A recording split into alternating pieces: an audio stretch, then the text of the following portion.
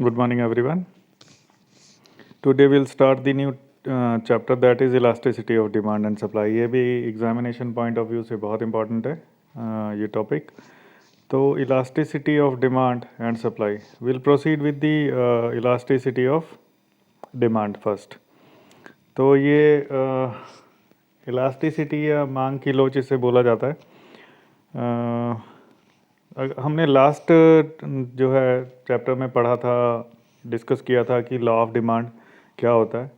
तो law of demand basically direction बताता है. इसमें अगर कॉन्ट्रैक्शन और एक्सटेंशन की बात करते हैं तो बेसिकली ये पता लगता है कि अगर प्राइसेस बढ़ेंगे तो क्वांटिटी जो है, क्वांटिटी डिमांडेड रिड्यूस हो जाती है, घट जाती है. और प्राइस अब जब रिड्यूस होते हैं तो क्वांटिटी डिमांडेड बढ़ जाती है. तो ये हमें डायरेक्शन तो पता चलता है इसका, बिकॉज ये दोनों फैक्टर्स जो हैं इन्वर्सली रिलेटेड हैं. इनका जो है विपरीत संबंध है, एक बढ़ता है तो दूसरा घट जाता है. लेकिन हमें ये नहीं पता चलता कि एक जो बदलाव होगा, डायरेक्शन या दिशा तो इसकी पता होती है, लेकिन कितना बदलाव होगा. अगर प्राइस चेंज होगा तो प्राइस चेंज अगर एक वेरिएबल में मान लो 1 रुपीज़ से अगर प्राइसेस बढ़े हैं किसी कमोडिटी के, तो क्या परसेंटेज जो चेंज है क्वांटिटी डिमांडेड में आएगा. या फिर अगर प्राइसेस 1 रुपीज़ या 10% रिड्यूस हो गया, 10 रुपये का कोई प्रोडक्ट था 9 रुपये का हो गया, 10% रिडक्शन हो गई, तो क्वांटिटी डिमांडेड कितना बढ़ेगा. तो ये जो है फिक्स नहीं होता. There are various types of elasticity, या उसको हम बोलते हैं कई प्रकार की इलास्टिसिटी हो सकती है. तो इलास्टिसिटी ऑफ डिमांड बेसिकली ये बताता है कि percentage change in the basically quantity demanded due to percentage change in price. तो ये इसका जो है इलास्टिसिटी ऑफ डिमांड कहलाता है. सो इलास्टिसिटी ऑफ डिमांड अगर हम देखें तो elasticity of is a measure of responsiveness of one variable to change in the other. यानी एक वेरिएबल में अगर बदलाव आएगा तो उसको मेजर करते हैं, उसको मापते हैं, तो उसका कितना बदलाव जो है उसकी वजह से दूसरे वेरिएबल पे आएगा. बेसिकली 3 तरह के इलास्टिसिटी ऑफ डिमांड होते हैं. इसमें एक प्राइस इलास्टिसिटी ऑफ डिमांड है, दूसरा इनकम इलास्टिसिटी ऑफ डिमांड है, तीसरा क्रॉस इलास्टिसिटी ऑफ डिमांड है. तो we will proceed with the price elasticity of demand.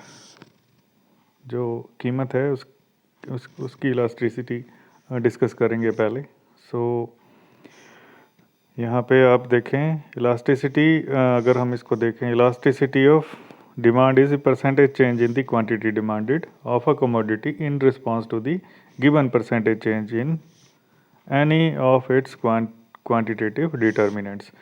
Basically अगर प्राइस इलास्टिसिटी की अगर हम बात करते हैं तो उस केस में तो सिर्फ हमें प्राइसेस को ही देखना पड़ेगा कि प्राइसेस में अगर कितना चेंज आया और उसकी वजह से क्वांटिटी डिमांडेड में कितना बदलाव आया.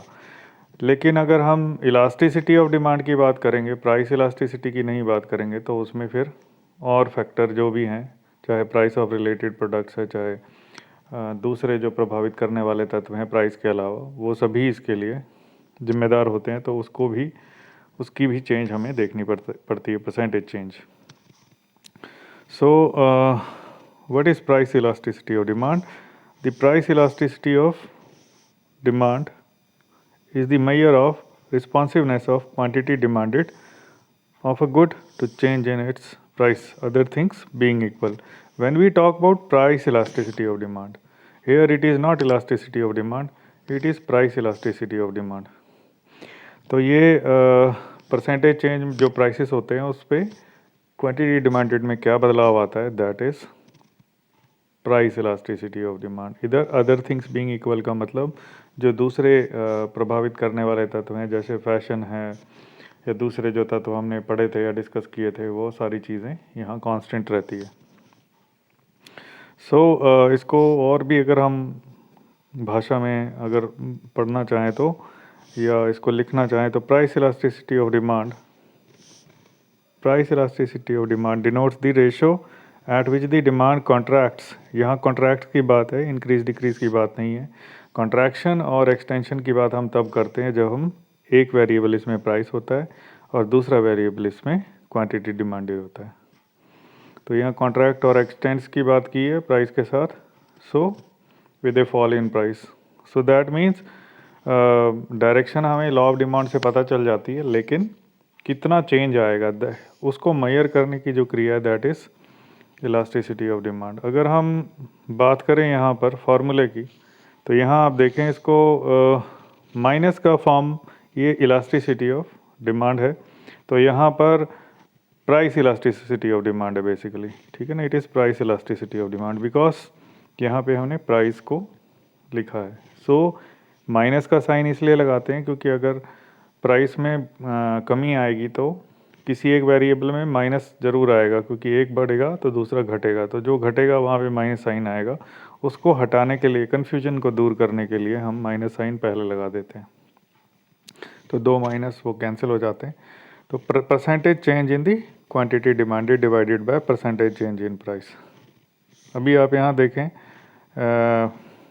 यहाँ देखिए fall in price, this is the example. fall in the price by 10% is followed by extension of demand by 20%। इसका मतलब प्राइस 10% रिड्यूस हुआ जो कि यहाँ पे लिखा, और ये 20% बढ़ गया क्वांटिटी डिमांडेड। तो इसका मतलब जब आप इसको काटेंगे तो ये 2 से कट जाएगा, और यहाँ देखिए ये माइनस पहले फार्मूले में था, ये -2 आ गया डिनोमिनेटर से, और ये दोनों कैंसिल हो जाएगा, तो ये 2। इसका मतलब क्या है कि ये बता रहा है कि अगर प्राइसेस में 1% चेंज आएगा, 1% अगर रिड्यूस होगा तो क्वांटिटी डिमांडेड 2% तक बढ़ जाएगा, इंक्रीज हो जाएगा। अगर ये 10% प्राइस चेंज आएगा, मतलब 10% घटेगा या बढ़ेगा, तो इसका जो प्रभाव है 20% ये क्वांटिटी डिमांडेड अकॉर्डिंगली बढ़ या घट जाएगी। सो 2 का मतलब 2 times change in the, 1 time change होगा प्राइस में तो 2 टाइम इसका इफेक्ट दिखाई देगा क्वांटिटी डिमांडेड पर। So that is the formula for calculating और measuring price elasticity of demand. So that's why see over here it is implying that 1% change in the price of commodity causes 2% change in its quantity demanded. यानी 1% change price में होगा तो 2% change होगा, अगर ये 10% change होगा तो ये 20% होगा, अगर ये 100% बढ़ेगा या घटेगा 200% घटेगा या बढ़ जाएगा। तो ये इलास्टिसिटी यानी लोच बताता है।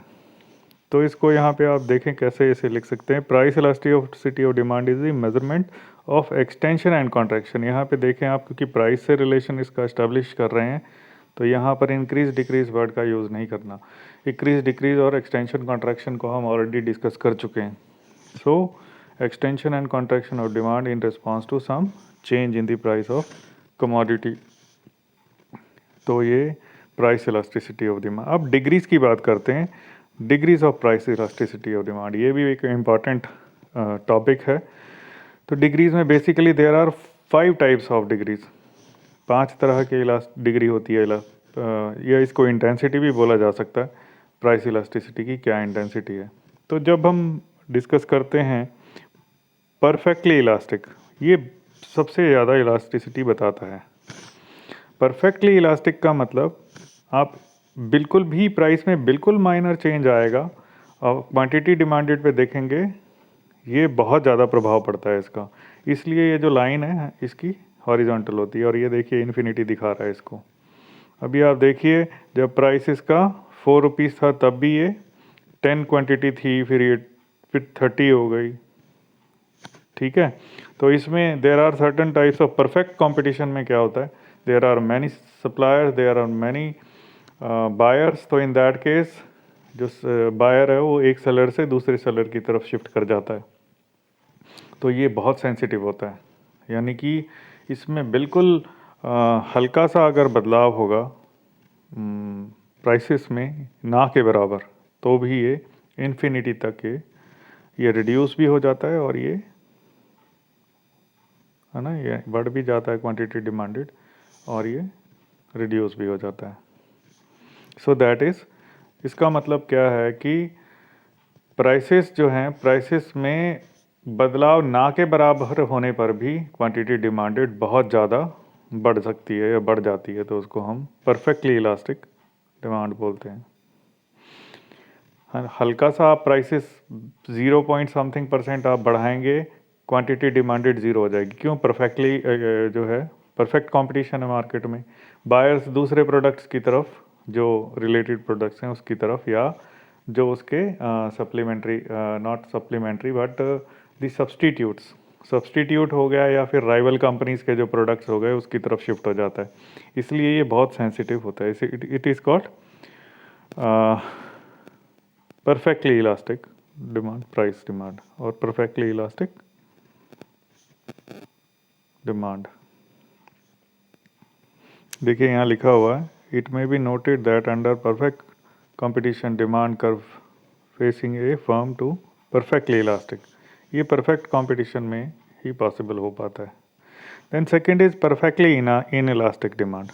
अब परफेक्टली इन इलास्टिक डिमांड का मतलब, यहाँ पर प्राइसेस देखिए, ये जो होता है वर्टिकल लाइन होती है, ये ध्यान रखना है कि अगर जब परफेक्टली इलास्टिक डिमांड होगा तो उस केस में परफेक्ट मार्केट कंपटीशन में हल्का सा बदलाव होने पर, डेसिमल्स में अगर बदलाव होगा प्राइसेस में, तो क्वांटिटी डिमांडेड में वो ज़ीरो तक भी पहुंच जाता है। जबकि यहाँ पर अगर हम बात करें, इस पर कोई प्रभाव नहीं पड़ता। प्राइसेस आप बढ़ाते जाएं, यहाँ देखें ग्राफ में इसमें दिखाया है 2 से 4 हुआ, 4 से 6 हुआ, लेकिन क्वांटिटी डिमांडेड फिक्स है। See over here it is fix. ये वर्टिकल है, 4 यूनिट्स हैं तो 4 हैं। ये जो है इस केस में जो है आपका जो प्राइस इलास्टिसिटी है, इसमें इसको बोला जाता है it is equal to zero.